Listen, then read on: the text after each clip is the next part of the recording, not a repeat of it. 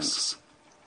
Mr. President, honourable delegates, the COVID-19 pandemic has devastated the economies of the world and upended the balance created centuries ago by states, nations and peoples. And it has forced us to live in a different way. We have been living since November 29, the date when it first made its appearance in the world, through an unprecedented crisis, a real world war. The pandemic has slowed down our lives. It has further deepened the gap between rich and poor. It has accelerated inequality and has disturbed the equilibrium of our national economies. No country has been spared of this. The pandemic has also revealed the sheer scale of the technological divide existing between countries and has shown us the importance of the new information and communication technologies and the need to act urgently to reduce this divide. Also, the inequalities observed in access to vaccines underscore the need to act in order to firmly anchor the spirit of solidarity, and it recalls to us the overriding role of multilateralism. And that is why, all together, with stronger solidarity, which really has its place at the heart of multilateralism, it is in that spirit that we must act to rebuild the world and save the nations and peoples. It is by including the magnitude of this reality that we will succeed in the work of this 76th session of the General Assembly of the United Nations and those of other major international gatherings, particularly the upcoming World Food Summit, COP26, and the 5th United Nations Conference on the Least Developed Countries. The subject of our meeting touches on the reform of our organisation, which represents the best that we have to offer to the world in our ongoing quest for lasting peace and security. This meeting offers us as well an opportunity to evaluate the performance of our organisation with a view to guaranteeing a better representation of developing countries and particularly of those of the African continent, which, let's be reminded, include both areas of dynamic economic growth but also of conflicts, sometimes bloody conflicts, which delay development and the well-being of our peoples. The community of nations that we represent has the duty to address these problems, because if they're not resolved, they will mean that our organisation loses its credibility, particularly in matters related to the sovereignty and territorial integrity of states. And I reiterate here, on behalf of my government and the Comoran people, the overriding need for a rapid, just and fair solution to the issue of Palestine, a solution that will establish the right of the Palestinian people to have a sovereign state with East Jerusalem as its capital, living in harmony and in complete security and harmony with the State of Israel. And I understand the position of some brotherly nations in the Arab world who have renewed their relations with the State of Israel. It is up to the State of Israel to understand the import of these bold initiatives and take account of them in everyone's interest. Moreover, and with a view to a lasting solution for the Moroccan Sahara, which is of great concern to my government, I would like to express here my encouragement for the efforts undertaken by the Kingdom of Morocco, and we hope that they will lead to a solution which will make it possible for this brotherly nation to recover its autonomy and territorial integrity over this northern province. My government welcomes any initiative which will contribute to ensuring peace in the region and strongly encourages dialogue between the two brotherly nations, namely the Kingdom of Morocco and the People's Democratic Republic of Algeria.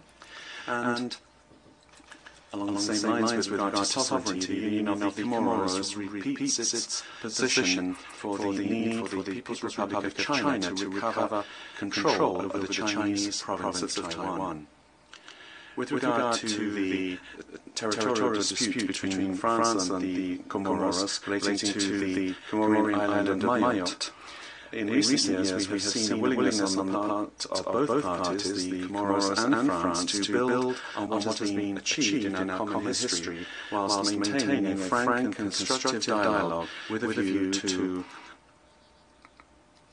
arriving peacefully at a lasting and respectful solution, one that respects international law and which is in the interests of both parties. The areas of tension which endanger peace in various parts of the world have become fertile ground for the outbreak of international terrorism. In the Sahel, for example, and more recently in Southern Africa and in the Indian Ocean area, we must not remain indifferent to these situations.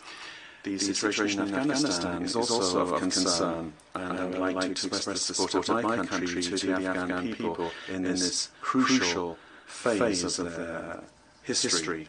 The recent unconstitutional changes that have taken place in a number of countries in Africa and throughout the world recall to us the overall necessity of thinking about innovative and lasting solutions which look beyond short-term geopolitical stakes. In order to build peace, security and stability in the world, we therefore need to have a strong consensus, and stress should be placed at all times on preventing conflicts, whilst at the same time supporting efforts to resolve crises as they emerge.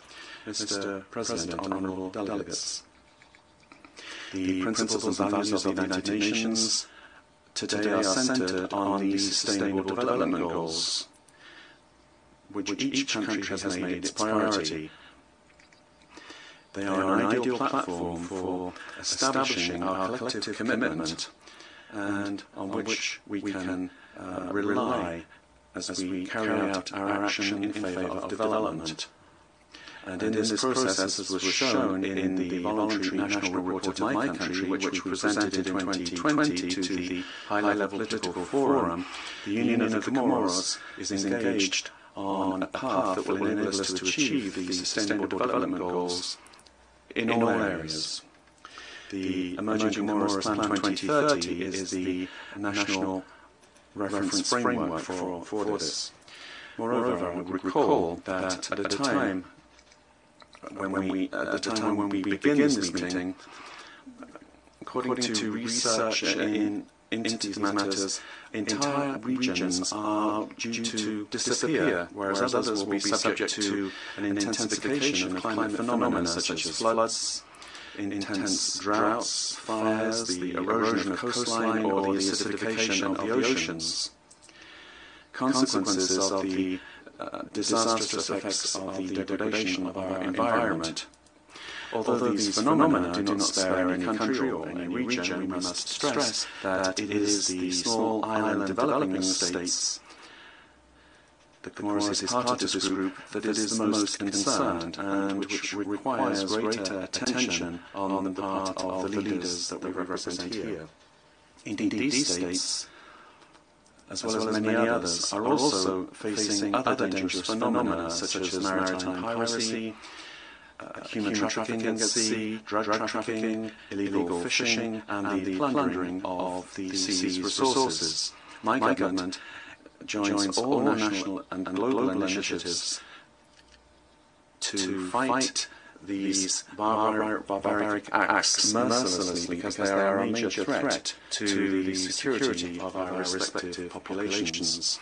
And this is why I plan to reorient the strategy of our diplomacy in order to include the dimension of security in our geostrategic actions, particularly in the Mozambique Channel area and the southwest region of the Indian Ocean. This new vision requires the support of neighbouring countries and our partners in development, and has become the basis for any thinking about the future in this part of the world, so that there can be a sustainable and blue managed economy. This represents immense and vital potential. Nationally, I'm convinced of the need for political stability. This is the guarantee for socio-economic development. And my government works tirelessly towards this goal. Political stability, national cohesion are something very cherished by my country because they govern all initiatives. Salvation resides in a peaceful society that is held together and is inclusive of all the layers that make up the society.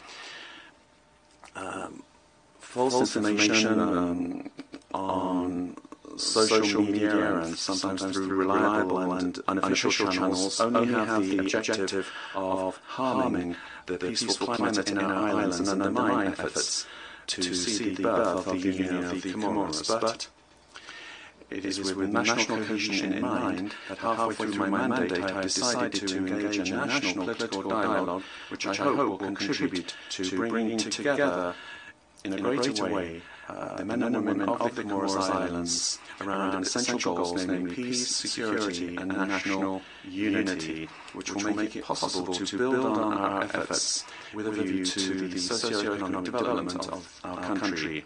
And here I would like to thank the mission of South Africa, led by the Peace and Security Commissioner, who has just ended his stay in the Union of the Comoros a week ago, and was able to meet with all stakeholders in this dialogue, listen to everybody, understand and appreciate respective positions, and produce recommendations. Now it's up to all partners involved in this dialogue to move forwards. And I am aware that our country needs all forces available in society to build on what we have achieved over the last 20 years in the area of human rights, democratic changes of government, and to progress with our development. Also, Comorians must be able to trust justice, because that is what guarantees their rights and their protection. The judicial services must be what defends the weakest and protect them with regard to their rights in the face of rising violence, particularly against women, children and all vulnerable parts of society. These acts must be severely repressed, and that is why my government has established the Superior Magistrate Council, made up of judges with a lot of experience in this area, and they have adopted a revision of the Penal Code to include provisions aimed at improving and giving the country an adequate political and legal framework. Mr. President, on the social front, as everywhere else, COVID-19 has obliged us to give it priority. The Comoros has seen two waves, and the second showed itself to be more virulent. Nevertheless, the situation was managed. We avoided the worst, thanks to the measures taken by the authorities, and supported in this by all of our partners, bi and multilateral partners, communities and civil society. We'd like to thank all of them here from the bottom of our hearts. We have to say today that the Comoros is now in the green category, and that is because we have observed vigilance, particularly being an insular country, in order to avoid a new spread of this disease. To date, the second step of vaccination is terminated, and the third cohort of vaccination will soon begin, which will make it possible to achieve our goal of 80% of the target population vaccinated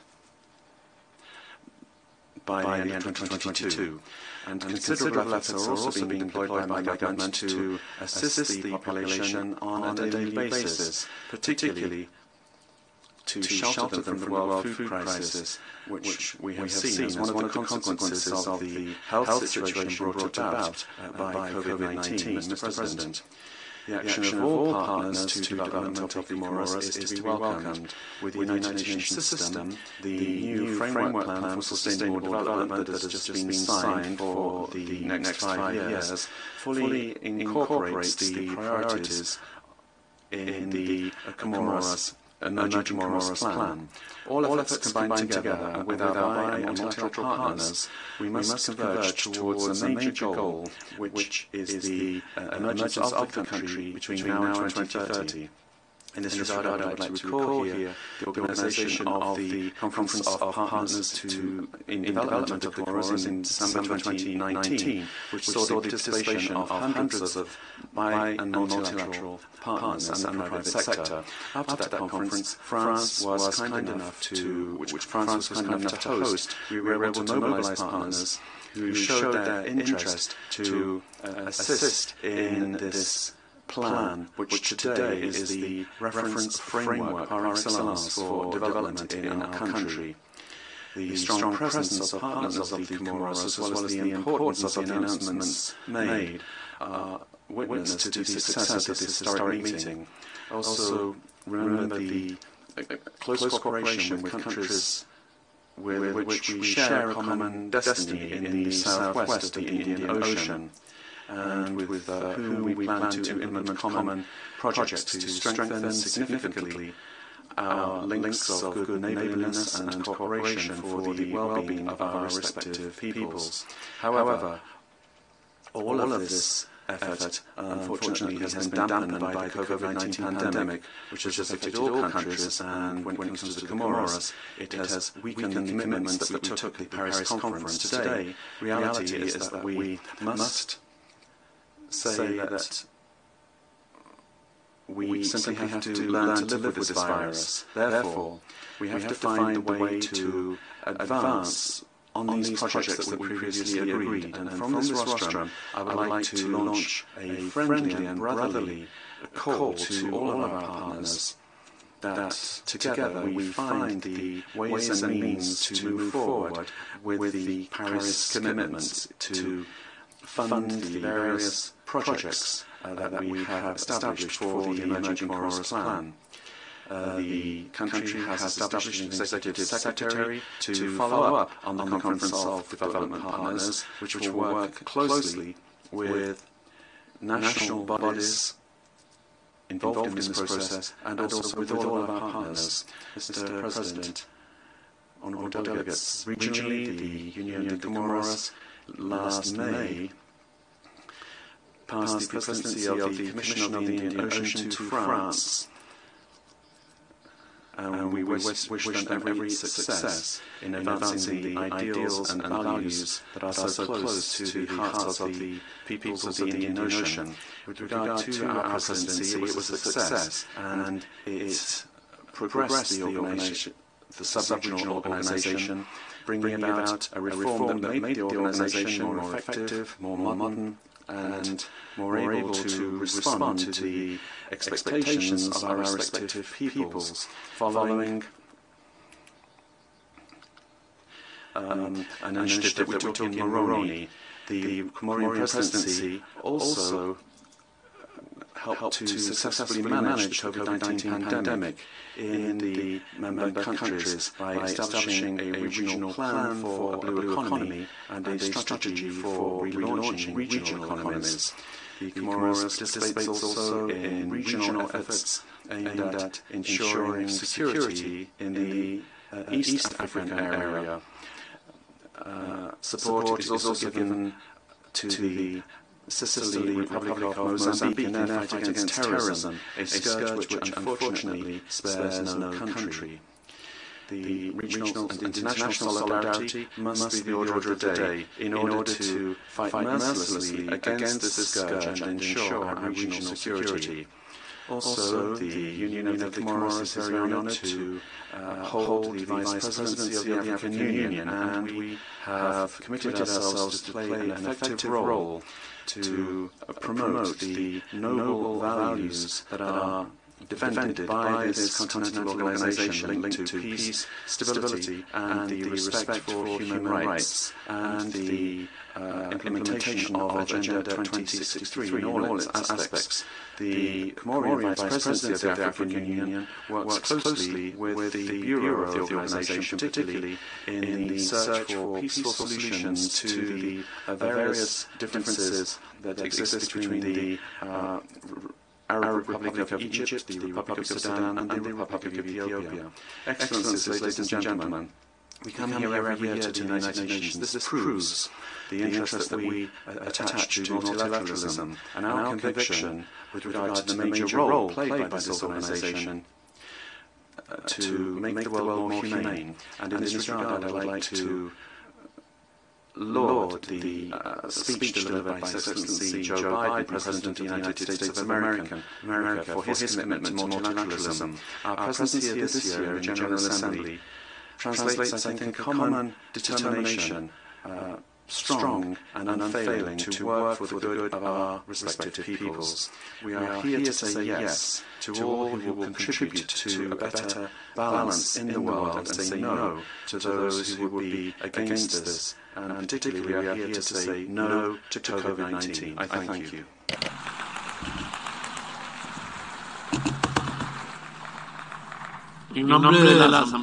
On behalf of the General Assembly, I would like to thank His Excellency Mr. Azali Assoumani, President of the Union of the Comoros, for the statement delivered, and I request protocol to accompany His Excellency.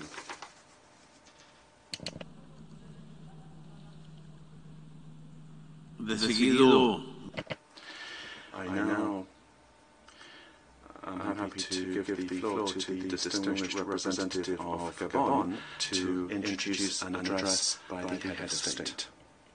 Mr. President, I have the honor to introduce a statement, pre-recorded statement by His Excellency Ali Bongo Ondimba, President of the Gabonese Republic and head of state, to the general debate of the 76th session of the UN General Assembly.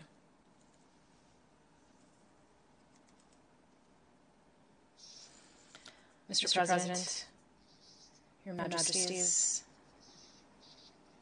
heads of state and government, ministers and heads of delegation, ladies and gentlemen. Mr. President,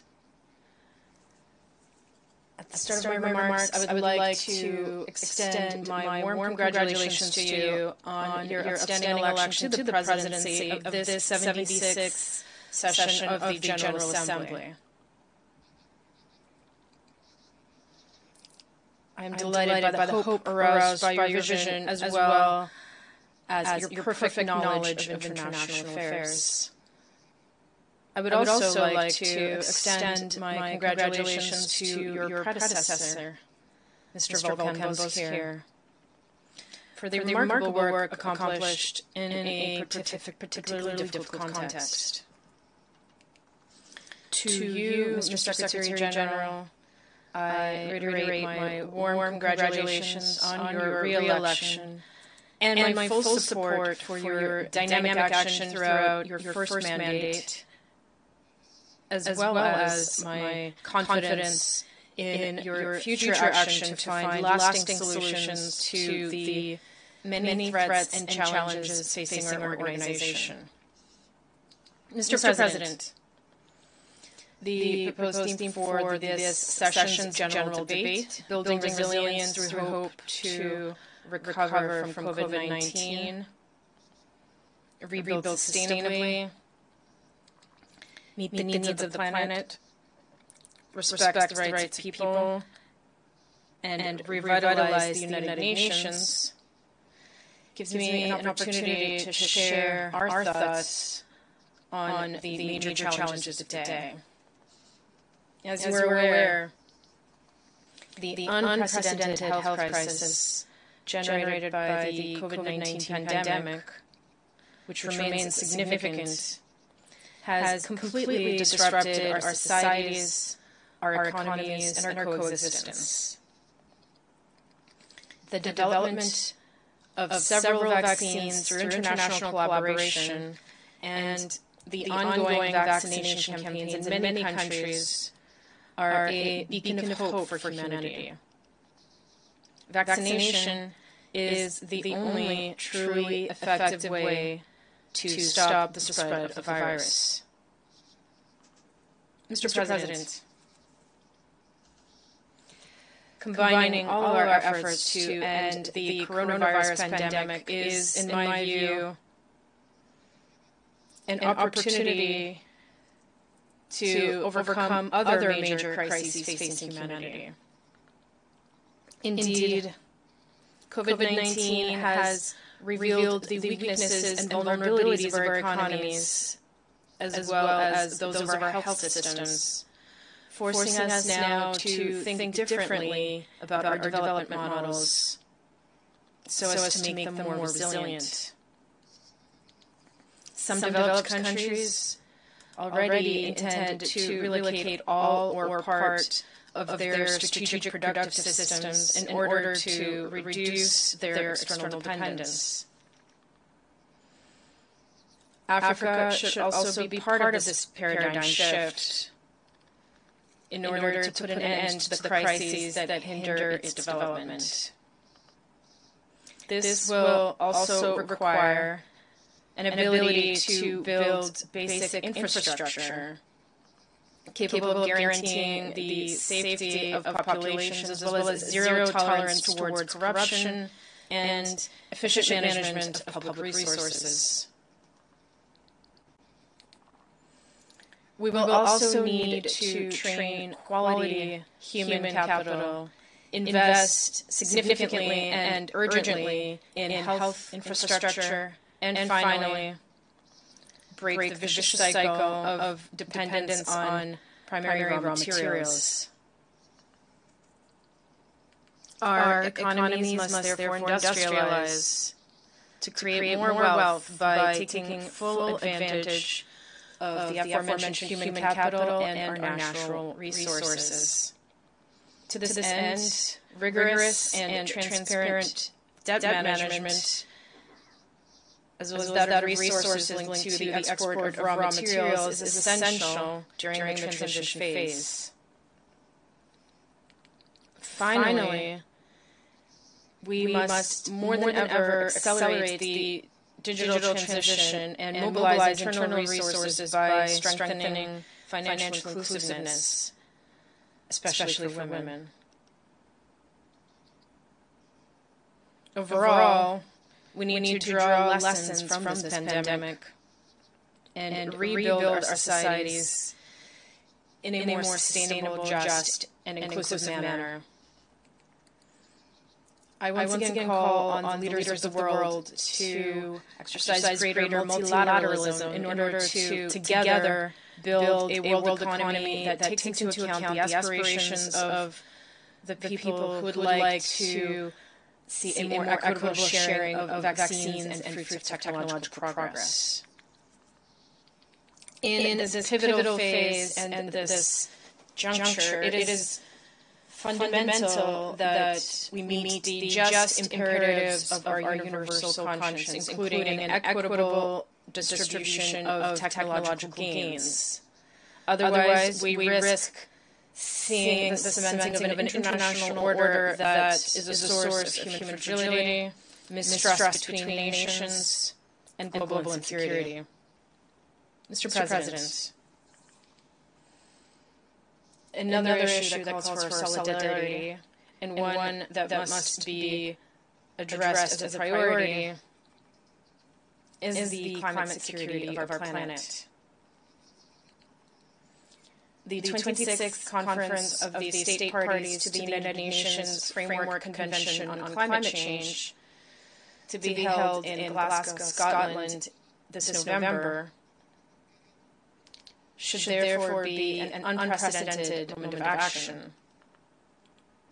To recall, its objective is to have greenhouse gas emissions and preserve biodiversity, while promoting investments in green infrastructure in developing countries in order to stimulate and decarbonize their economies.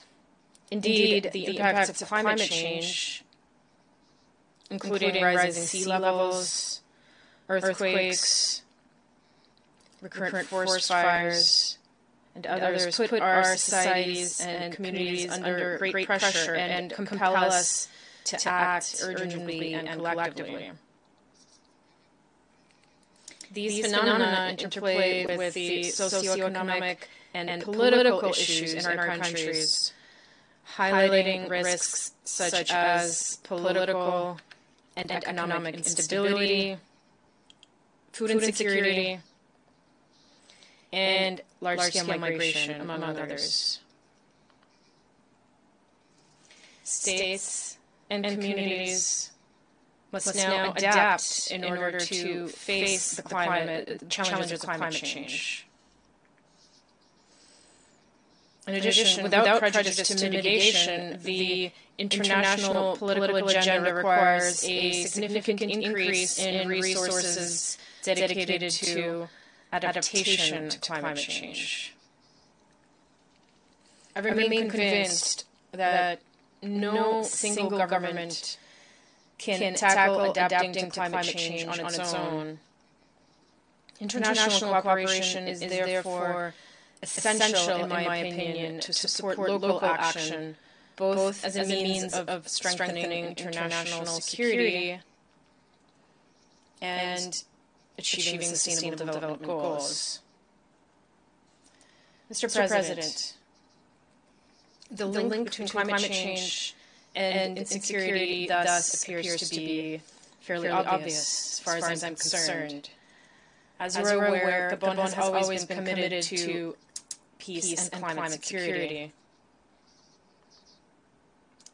This commitment will remain unwavering throughout my country's mandate as a non-permanent member of the United Nations Security Council for the period 2022-2023. While rejoicing in the confidence of the international community, I would like to reiterate my firm willingness to work hard on the process of silencing guns everywhere and to resolutely place our action in the context of a permanent search for a global consensus promoting the security, dignity, and prosperity of the peoples of the world.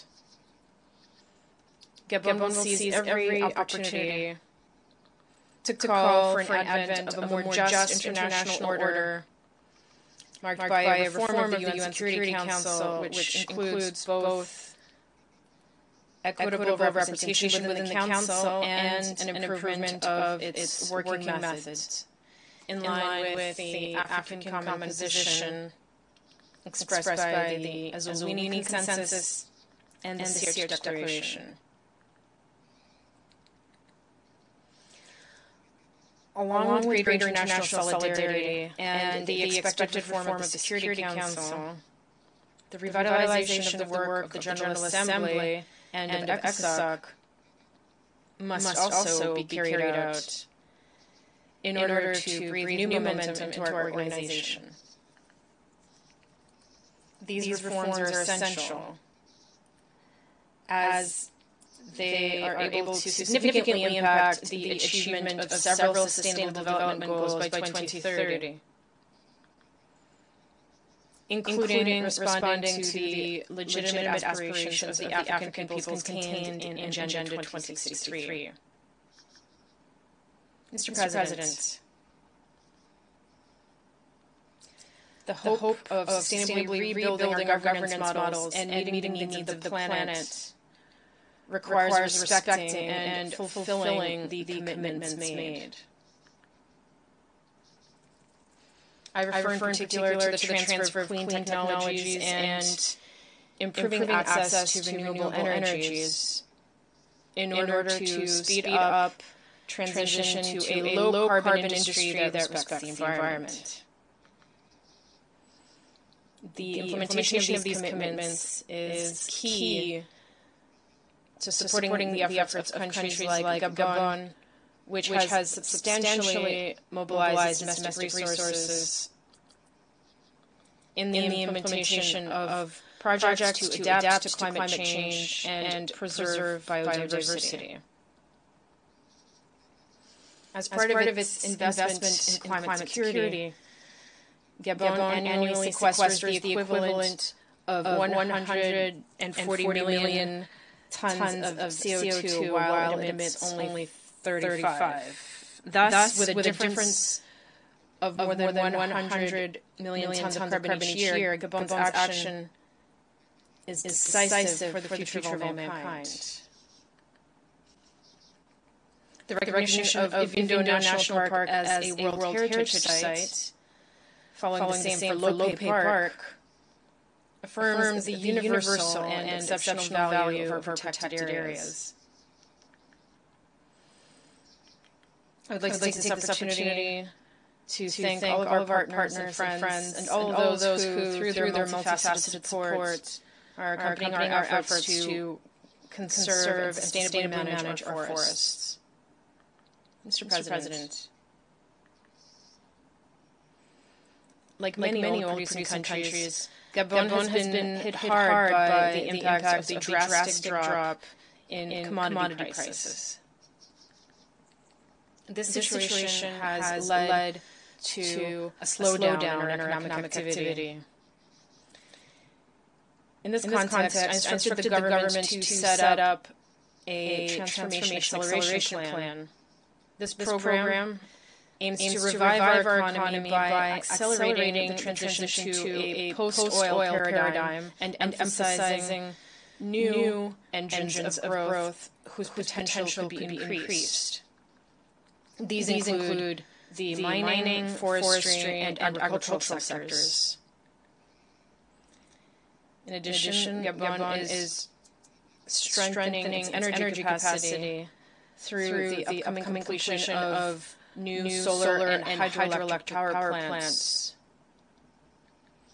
in order to give new impetus to its industrialization process. Beyond infrastructure development, the intended effect of the implementation of this recovery plan is to ensure fiscal adjustment and promote the private sector as levers for diversification and transformation of our national economy.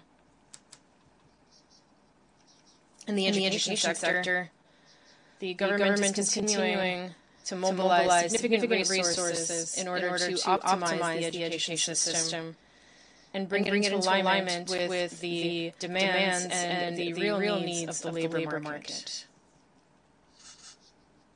Mr. President, inclusion is another major concern in the policies of my country.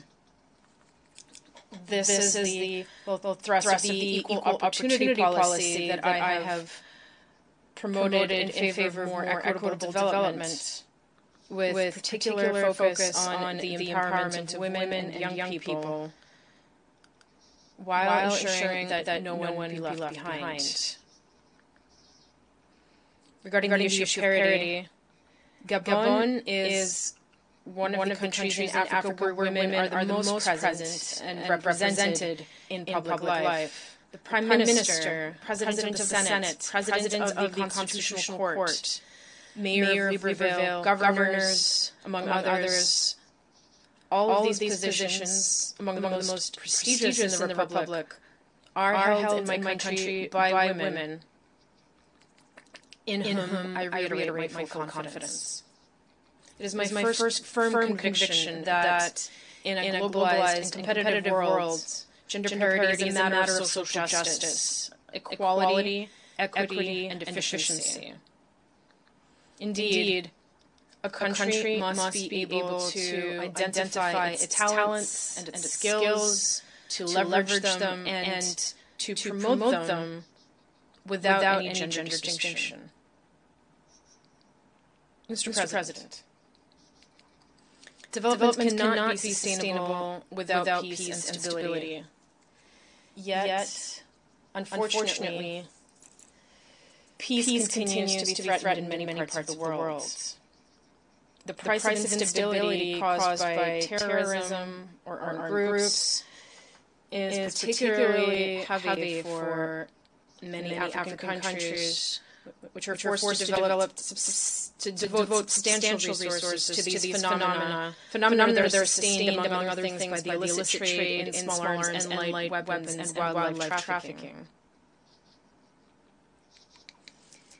A comprehensive united approach appears essential to me in this fight that we wage against these sources of instability and fragility in a number of regions of Africa. We must realize that any threat against one nation constitutes a threat against all. Mr. President, Gabon remains resolutely engaged with the United Nations, as it has always been, in the promotion of stability and peace on the continental level in Central Africa and particularly in the Central African Republic. Security sector reform should be supported in the Central African Republic in order to enable the country to equip itself with national defense and security forces with appropriate human, material, and logistical resources. The goal is to allow for the force's strategic deployment throughout the entire territory of the country in order to restore state authority, ensure the security of people and property, and promote the returns of displaced IDPs and refugees. All this will inevitably contribute to the gradual disengagement of foreign forces operating in the CAR on the basis of bilateral or multilateral agreements. It is also essential to continue operationalizing national institutions in order to contribute significantly to guaranteeing the non-repetition of serious violations of human rights and international humanitarian law in this country. The efforts of the Central African authorities to strengthen social cohesion and the economic recovery of the country should also be supported in order to consolidate gains and guarantee lasting security. To this end, we call on the international community and donors to maintain providing adequate financial support in order to ensure stability and restore hope to the Central African people. Mr. President, building a better world will always be a shifting target as long as a number of people remain subject to unfair sanctions. I would therefore like to reiterate a solemn appeal for the total lifting of the embargo, which has been severely affecting the Cuban government and people for several decades. In conclusion, it is my pleasure to reaffirm Gabon's commitment to multilateralism and greater international solidarity, which remain, and I am convinced of this, our most secure assets for building a more resilient organization, one that is able to cope effectively with the challenges and threats facing humanity. Thank you.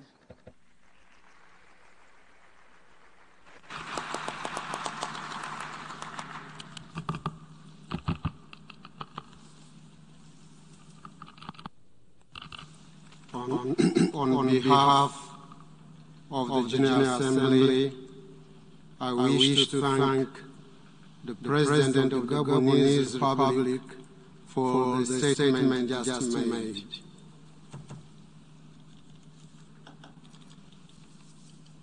The Assembly will hear an address by Our Excellency Samia Suluhu Hassan, President of the United Republic of Tanzania. I request protocol to escort Our Excellency.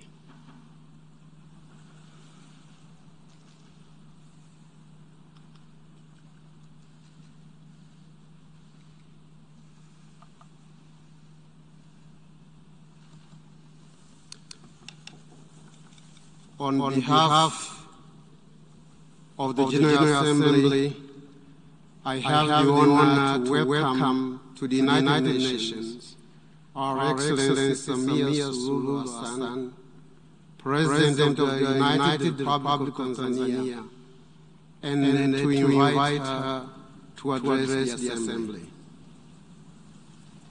Thank you, Chair.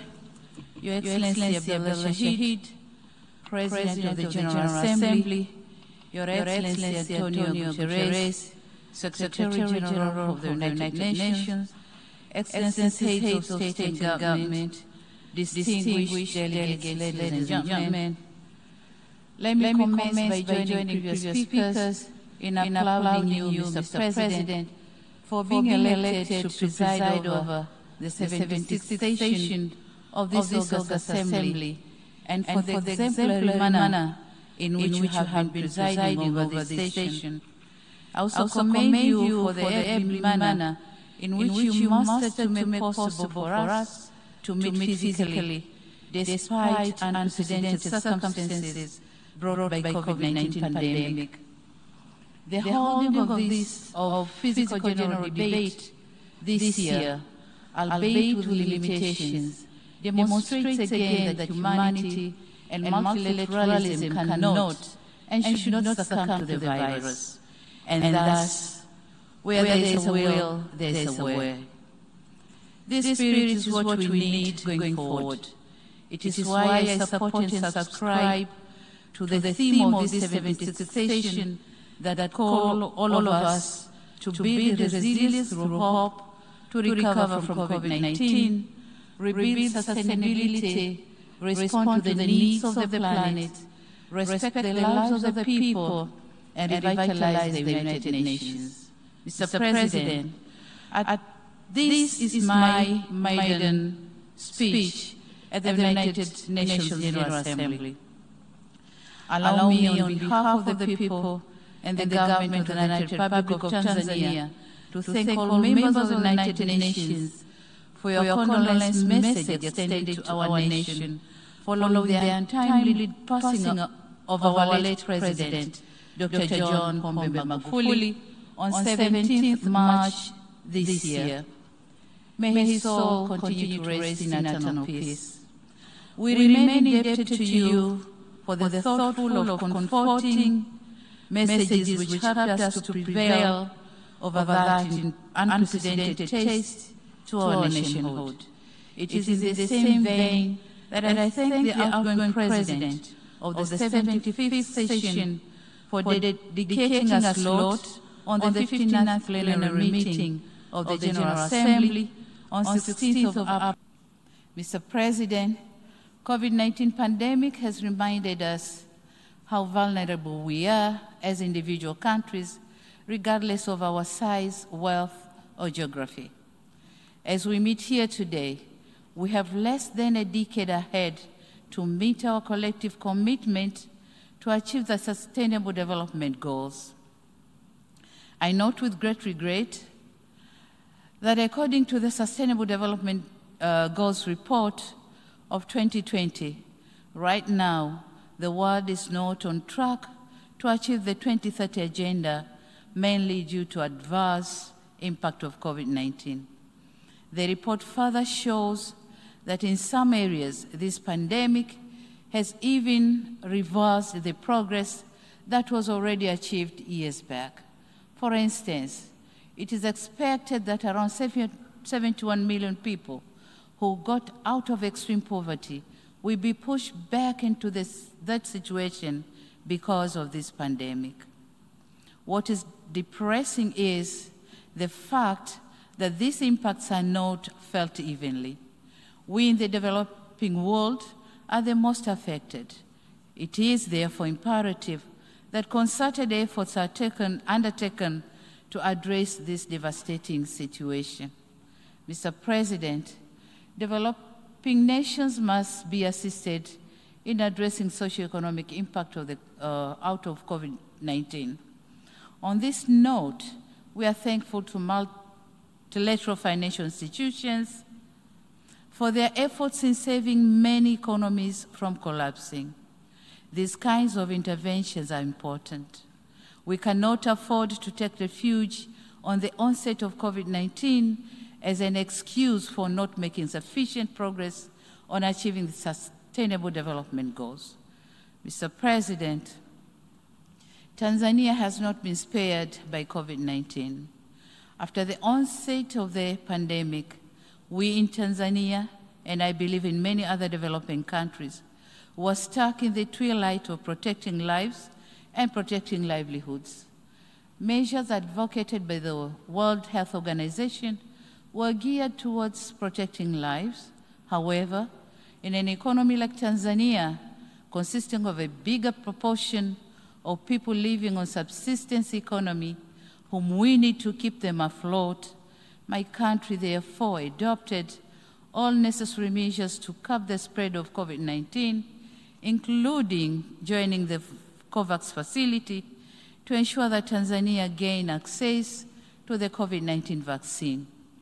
The vaccination campaign has started in July this year with the most vulnerable communities and later on other age groupings. Mr. President, globally, when COVID-19 vaccines were being developed, some of us were hopeful that this would mean something good to all of humanity. Nevertheless, we have come to learn that the virus is moving faster than the global production of distribution of vaccines. And the vast majority of vaccines have been administered in high and upper middle income countries. With the current pace, it is less likely that we'll meet the WHO threshold of vaccinating at least 40% of people in every country by end of 2021, and at least 70% by the first half of 2022. The level of vaccine inequity that we see is appalling. It is truly disheartening to see that whilst most of our countries have inoculated less than 2% of our populace and thus seek more vaccines for our people, other countries are about to roll out the third dose, calling it booster vaccine. We tend to forget that nobody is safe until everyone is safe. It is indispensable that countries with surplus COVID vaccine doses share them with other countries. On another note, it is our humble request that the patent rights on COVID-19 vaccines should be waived for developing countries so that they can afford to produce the vaccines. This is not only a necessary move to end this pandemic, but also the right thing to do in order to save humanity. Mr. President, on economic fronts, the United Republic of Tanzania, like other countries, has not been spared by the effects of the COVID-19. Before the pandemic, our economy was growing at the steady rate of 6.9% compared to the current growth rate estimated at 5.4%. We are now embarking on reviving the tourism sector, which was barely affected because of travel restrictions put in many countries as means to curb the spread of COVID-19. While slowly trying to revive most economic activities suffocated by the pandemic, the government continues to work hard to improve the business environment and attract more investment. Aware of the nexus between economic growth and governance, we managed to maintain peace and political stability with a vibrant democracy and institutionalized good governance practices, upholding rule of law and human rights. Mr. President, I wish to take note of the Secretary General's report on our common agenda, which raises key issues of our common concern, such as gender equality, climate change, and youth development. On gender equality, COVID-19 is threatening to roll back the gains which we have made. As the first female president in the history of my country, the burden of expectation to deliver gender equality is heavier on my shoulders. It is for this reason that I commend the initiative by the UN Women, France and Mexico to organize the Generation Equality Forum that took place in Paris in June this year, whereby my country volunteered to champion for women's economic rights and justice. Aware that being passionate about gender equality is not sufficient, my government is reviewing policy and legal frameworks in order to come up with actionable and measurable plans to ensure economic empowerment of women, but also other aspects pertaining to gender equality and gender parity. We are also working on designing and implementation gender-responsive macroeconomic plans, budget reforms, and stimulus packages with the objective of reducing the number of women and girls living in poverty. Mr. President, the challenges of climate change are really affecting livelihoods, peace and security, and forceful displacement of our people. Tanzania government spends 2 to 3% of GDP to mitigate and build resilience of communities. And this is a lot in a country which is still grappling with poverty coupled with the emergency of the COVID-19 pandemic. The pandemic has compromised our capacity to respond to harmful impact of climate change. Therefore, our actions today determine the future of our planet in terms of climate change. And in this regard, I call for transparent modality for financial disbursement and emphasize that developed countries should fulfill their commitment to contribute $100 billion annually by 2025 so as to facilitate the implementation of the Paris Agreement. Mr. President, in conclusion, I wish to echo my country's commitment in pursuing the principles of multilateralism as enshrined in the Charter of the United Nations. I urge other nations to continue supporting this august institution. The onset of COVID-19 has given to all of us a lesson that we are deeply intertwined and that unilateralism will not get us anywhere when it comes to challenges that transcends our national boundaries. A wise person once said, and I quote, "Alone, one will go faster, but together we'll go far.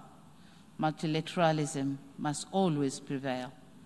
Mr. Chairman, I thank you, and I thank you all for your kind attention. Thank you very much.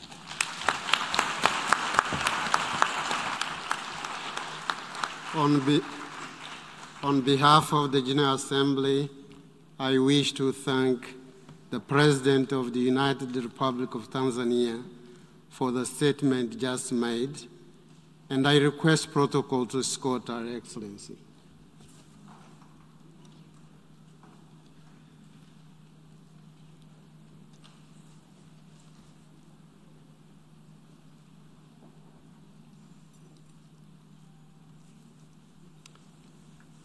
I now give the floor to the distinguished representative of Liberia to introduce an address by the head of state. Mr. President, Excellencies, distinguished delegates, it is my distinct honor and pleasure to introduce a pre-recorded statement of His Excellency Dr. George Manawia, President of the Republic of Liberia. I thank you.